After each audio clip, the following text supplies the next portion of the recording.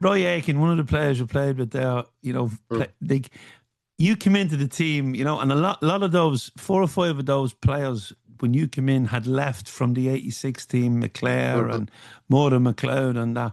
So you came into a team that was used to, there's a lot made of Aberdeen, your former club, how successful they were in the '80s, and they were Dundee United. But I regularly do a podcast. I do a podcast every week with another Celtic fan, Michael Pringle. And Michael always reminds people that Celtic were the most successful team in the '80s. No, everyone seems to think that, the new firm. But Celtic was still successful. And you come into a team of winners. And then what a season to come in, Joe. Centenary season.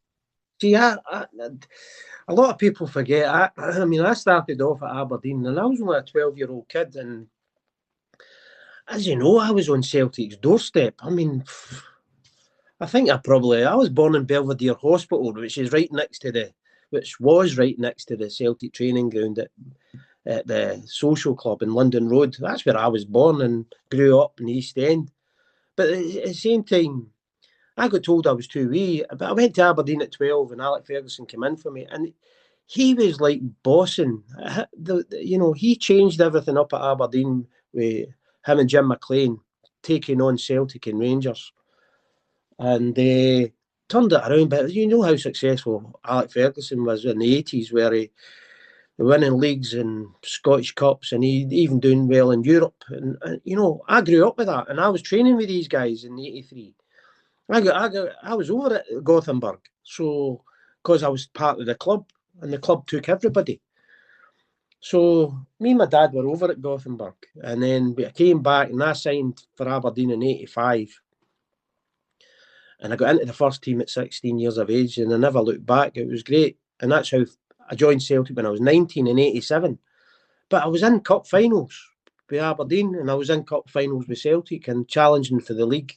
So that was a good period for me, coming in as a teenager, for joining Aberdeen and being in the first team at 16, and then right up till I was 20, I was in all the cup finals. So it was great for me. And then it was just 2 groups of players, 2 good managers. It was fantastic. I was in cloud 9. I mean, not a lot of people speak about that, but it's in my, I know what happened. I know the players that I played with. But that group of players, I seen Danny. I was playing against a good Celtic side where Danny McGrain was the manager. Was the captain. And he was kicking lump at us, And then, fortunately, Danny left because I couldn't take any more kicks off him in training. But Danny left when I joined. He left in the season '87, I think it was. And it was a new look Celtic side. And Macca had joined Celtic, and you had Mick McCarthy, Chris. It was a new Celtic side. And we went on to do the double, but there were all Celtic fans, boys playing for the Republic of Ireland. I mean, Anton and Packy and Mick and Chris Morris, they were regarded as foreigners because they played for the Republic of Ireland in Northern Ireland.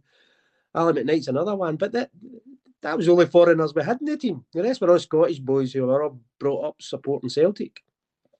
So we had that desire to win, and that was like that's who I supported as a boy. I could have went to England at the time, but and could have joined Alex at Manchester United and Kenny at Liverpool, but I was only 19 at the time, and I still needed to learn my trade up here a wee bit. So going to Celtic, that was a dream come true for me.